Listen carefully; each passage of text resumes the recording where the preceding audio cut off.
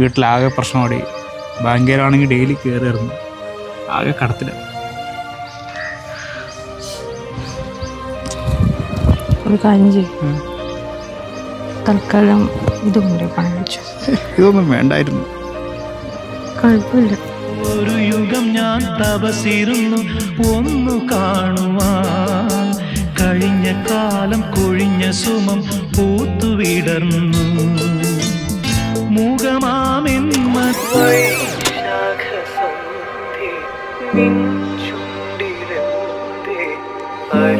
Day, കയ്യിലുള്ള പൈസ മൊത്തം തീർന്നു.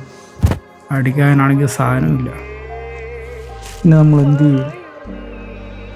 ഒരു കാര്യം ചെയ്യും, ഇത് കൊണ്ടുപോയി വെക്കുകയോ പണയം വെക്കുകയോ എന്ത് ചെയ്യും? നല്ല സാധനം കിട്ടും ഉറപ്പായി.